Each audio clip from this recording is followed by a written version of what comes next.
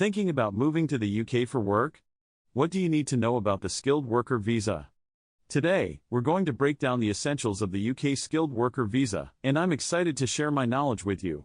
Whether you're a foreign national looking to start a new job in the UK or an employer trying to understand how to sponsor a foreign worker, this video is for you. By the end of this video, you'll have a clear understanding of the requirements for the skilled worker visa, including job offers, salary, language proficiency, and more. So, let's get started.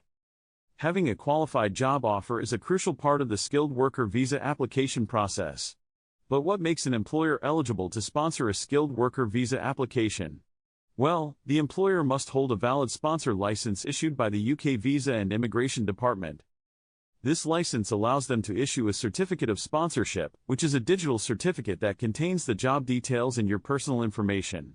The employer must also meet certain requirements, such as paying the immigration skills charge and reporting any absences or termination of employment to the UK. Employers can apply for a sponsor license online, and once approved, it's usually valid for 4 years. They'll need to demonstrate that they're a legitimate business, have suitable systems in place to manage sponsored workers, and comply with UK immigration laws. Having a job offer from an eligible employer is just the first step in the skilled worker visa application process. Next, let's talk about salary requirements. The UK skilled worker visa has a minimum salary threshold, which varies depending on the job and industry. The general salary threshold is £25,600 per year, but this can be higher or lower depending on the specific job. For example, some jobs in the healthcare and education sectors have a lower salary threshold, while jobs in finance and technology often have a much higher threshold. The salary must also meet the going rate for the job in the UK, which is determined by the UK. In addition to the basic salary, allowances and benefits can be included in the calculation, but these must be guaranteed and paid for at least 30 hours per week. It's essential to check the UK's guidance on salary thresholds and allowances to ensure you meet the requirements. The salary requirements are in place to ensure that foreign workers are not undercutting local workers and to protect the UK labour market.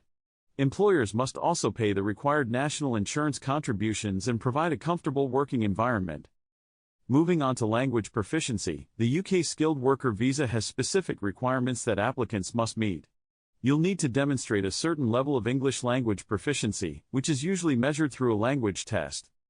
The UK accepts language tests from a range of providers, including IELTS, Trinity College London, and Pearson. The required score varies depending on the test provider, but generally, you'll need to achieve at least a B1 level on the Common European Framework of Reference for Languages. This means you'll need to demonstrate a good understanding of English, including reading, writing, and speaking skills. Your test results are usually valid for 2 years, and you can take the test in your home country or in the UK.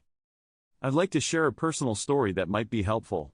I know someone who applied for the skilled worker visa and struggled to meet the language requirements.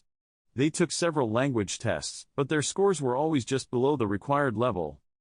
Eventually, they decided to take a language course in the UK, which not only improved their English skills but also gave them a better understanding of British culture. They reapplied for the visa and were successful.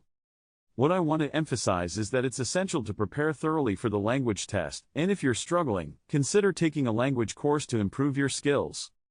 Now, let's talk about some common challenges that applicants face during the visa application process. One of the main issues is providing the required documents, including the certificate of sponsorship, language test results, and proof of qualifications. Another challenge is meeting the maintenance funds requirement, which is usually £945 in your bank account for at least 90 days before applying for the visa. This is to demonstrate that you can support yourself while you're in the UK. To overcome these challenges, it's crucial to carefully review the UK's guidance on required documents and maintenance funds. You should also prepare your application well in advance and seek advice from an immigration lawyer if needed. Let's walk through the application process step by step. First, you'll need to apply for a job with an eligible employer, and they'll issue a certificate of sponsorship. Then, you'll need to prepare your visa application, including submitting your language test results, qualifications, and maintenance funds. You'll need to attend an appointment at a UK Visa and Application Centre, where your biometric data will be taken, and your application will be submitted. After submitting your application, you'll usually receive a decision within 3 weeks. It's essential to keep track of the application timelines and ensure you submit your application well in advance of your intended start date in the UK. Before we wrap up, I want to mention some recent changes to the UK immigration policies that you should be aware of. The UK has introduced new policies aimed at attracting highly skilled workers, including a new fast-track visa for scientists and researchers. Additionally, there have been changes to the way maintenance funds are calculated, so it's essential to check the UK's website for the latest information. To summarize, the UK skilled worker visa has specific requirements for job offers, salary, language proficiency, and more. By understanding these requirements and preparing your application carefully, you can increase your chances of success. In our next video, we'll dive deeper into the practical aspects of living and working in the UK, including finding accommodation, opening a bank account, and accessing healthcare. Do you have any questions about the skilled worker visa? Please leave them in the comments below, and we'll do our best to answer them. If there's a specific topic you'd like us to cover in a future video, let us know. Thanks for watching, and we'll see you in the next video.